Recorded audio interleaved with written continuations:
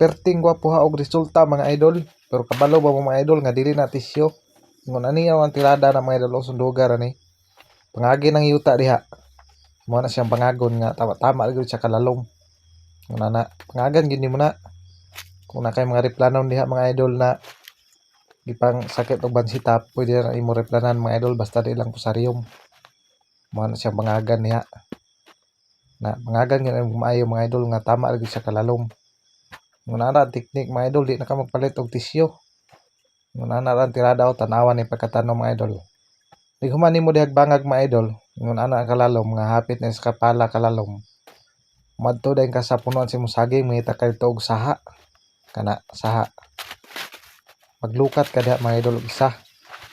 Ngun ana o. Kana mo na to napilian nga atong lukaton.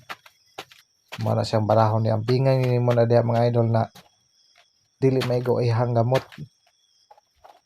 Dili maigo ihang corm.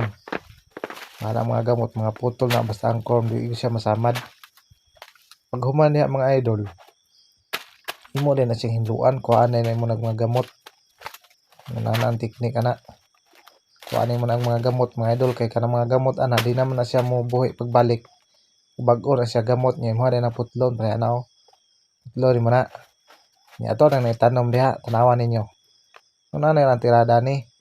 Di na siya mamatay mga idol, mabuhi ni siya nindot kin siya og tubo. Una na ang tirada niya magkuha din ta diha abono. Abono may sul atong silupin. Ana atong ibutang na siya yuta niya. Butang na ato na siya yuta balikan bagamay. Nga di lang ma-direct ihang gamot sa abono. Nga diha na nimo na ibutang tong giputol nimo nga saha mga idol. O ingon ana ang tirada. Mo din na siyang tabunan, mawala gyud siya ba.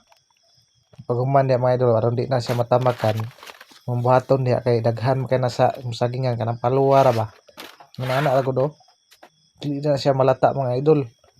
Tama ang malata yung paluwa. Dako na pud imong itanom nga bulhid. Bulhid may tawag ato. Ngayon ana magbuhat.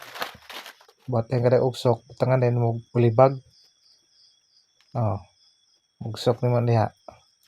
Buakan nimo diha ang tumoy. Butangan nimo nagpulibag. So ingon ana mga idol di na matamakan. Ingon ana ang resulta.